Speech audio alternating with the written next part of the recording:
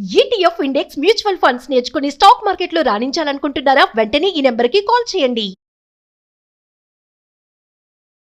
Hi hello నమస్తే, welcome to Suman TV. నా పేరు సంజయ్. ఈరోజు మనతో పాటు ఉన్నారు ప్రముఖ స్టాక్ మార్కెట్ అనలిస్ట్ సుందరరామిరెడ్డి గారు. ఆయనతో మాట్లాడి కొన్ని విషయాలు తెలుసుకుందాం. నమస్కారం సార్. నమస్తే అన్న.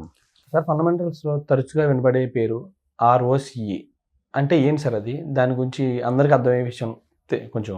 సో ROC అంటే రిటర్న్ ఆన్ క్యాపిటల్ ఎంప్లాయిడ్ అండి. రిటర్న్ ఆన్ క్యాపిటల్ ఎంప్లాయిడ్ అంటే టోటల్ క్యాపిటల్లో పెట్టినప్పుడు మనకి ఎంత రిటర్న్స్ జనరేట్ చేసినాయి అనమాట. అండ్ ఎగ్జాంపుల్ ఇంతకుముందు చెప్పిన ఎగ్జాంపుల్ మళ్ళీ తీసుకుందాం. అండ్ బేకరీ పెట్టాను నేను, నాకు 10 lakh ఖర్చు అయింది. నా ఓన్ డబ్బు నేను 10 lakh పెట్టాను, చాలేదు, ఇంకా డబ్బు కావాల్సి వచ్చింది. 5 లక్షలు నేను బ్యాంక్ దగ్గర నుంచి లోన్గా తెచ్చుకున్నాను. సో వడ్డీకి 5 లక్షలు పట్టుకొచ్చాను. నా ఓన్ డబ్బు 10 lakh. నా ఓన్ డబ్బుని మనం ఈక్విటీ అన్నాం అనుకోండి, వాటిని డెట్ అనండి. రెండు కలిపితే క్యాపిటల్. సో 15 లక్షల రూపాయలు క్యాపిటల్ నా దానికి. సంవత్సరం తర్వాత సేల్స్ మొత్తం ఒక 7 లక్షలు అయినాయి. 7 లక్షలు సేల్స్ జరిగింది మొత్తం మీద. నాకు అయిన ఖర్చు, రా మెటీరియల్ ఖర్చు, ఎంప్లాయీస్ సాలరీస్, పబ్లిసిటీ ఇచ్చినందుకు వాటికి అన్నిటి కలిపి కొంత అమౌంట్ అయింది అనుకోండి. నెట్ ఈజ్ ఈక్వల్ టు 2 లక్షలు మిగిలింది అనుకుందాం. ఓకే, ఈ 2 లక్షలు ఏమంటారు మనం? ఎబిటా అంటున్నాం. 2 లక్షలను ఎబిటా అంటున్నాం. ఇప్పుడు ఆ 2 లక్షల్లో ఉంచి ఓకే డిప్రిషియేషన్ తీసేసామనుకోండి. డిప్రిషియేషన్ అంటే మనం మిషనరీస్ వాడినప్పుడు వాటి ఆయుష్ తగ్గుతుంటుంది కదా. ప్రతి క్వార్టర్లీ రిజల్ట్స్ అప్పుడు కొంత డబ్బు తీసి పక్కన పెట్టేసి మిషనరీ ఎప్పుడైతే బ్రేక్ డౌన్ అయిందో అప్పుడు రీప్లేస్ చేయాలన్నమాట. ఎందుకంటే మిషనరీ లైఫ్ తక్కువ ఉంటుంది కదా. అందుకని దీనికోసం ఒక మేబీ ఒక 20,000 తీసామనుకోండి. ఒక మిషనరీ ఈ సంవత్సరానికి 20,000 వర్త్ అరిగిపోయింది. అందుకని 20,000 పక్కన పెట్టాను నేను. అప్పుడు 2 లక్షలు ఎబిటాలో ఉంచి ఒక 20,000 పక్కన పెట్టామనుకోండి. నెట్ ఎంత మిగిలిద్ది? 1,80,000 మిగులుతుంది.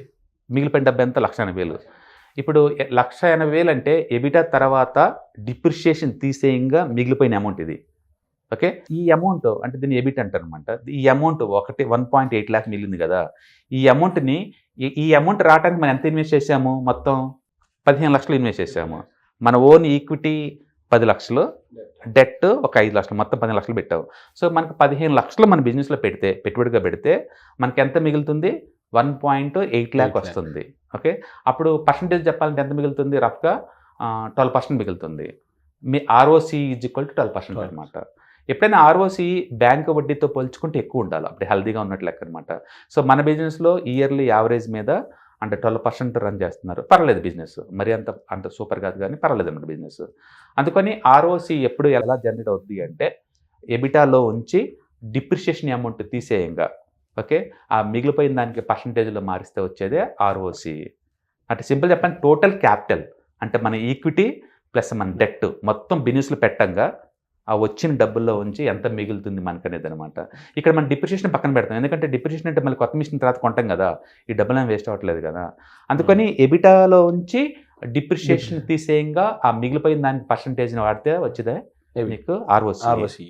సో ROC అంటే రిటర్న్ ఆన్ క్యాపిటల్ ఎంప్లాయిడ్ అనమాట. ఇది క్యాపిటల్ ఎంప్లాయిడ్. అందుకని EBIT divided by total equity capital వేసుకుంటే వచ్చేదే ROC. ఓకే, దీని ద్వారా ఏంటంటే మన ఓన్ డబ్బు ప్లస్ అప్పు తెచ్చిన డబ్బు మొత్తం బిజినెస్లో ఇన్వెస్ట్ చేస్తే నీకు ఎంత గిట్టుబాటు అవుతుంది. ఓకే, ఇది కనుక బ్యాంక్ వడ్డీ కంటే తక్కువ వచ్చింది అనుకోండి, అప్పుడు వడ్డీ దాటం వేస్ట్, ఎందుకంటే మనకి గిట్టుబాటు అవ్వట్లేదు కదా. బ్యాంక్ వడ్డీతో పోల్చుకుంటే ఎక్కువ జనరేట్ చేస్తున్నాం అనుకోండి, అప్పులు చేయడం కూడా మంచిదే కింద లెక్క అనమాట. ఎందుకంటే తక్కువ రేటుకే వడ్డీకి వచ్చినప్పుడు మన ROC కనుక ఒక 15 ఉందనుకోండి, వడ్డీ కనుక 5% దొరుకుతుంది అనుకోండి, తెచ్చుకోవటం బెటర్ బయట నుంచి. అట్లా ROCని మనం ఇది డిప్రిషియేషన్ తీసేయంగా ఎబిట్లో నుంచి వాడతాం అనమాట. అది ప్రస్తుతానికైతే ROC అంటే మాత్రం ఇది టోటల్ క్యాపిటల్ ఎంప్లాయిడ్ అంటే డెట్ ప్లస్ ఈక్విటీ డిప్లాయ్ చేయంగా ఎంత డబ్బులు మిగులుతుంది. సో ఈ మన ఎగ్జాంపుల్లో 1.8 lakh. ఓకే, ఎబిటానేమో 2 lakh ఉంది. ఎబిటాలో నుంచి డిప్రిషియేషన్ 20,000 తీసేయంగా మిగిలిపోయింది ఎంత? 1.8.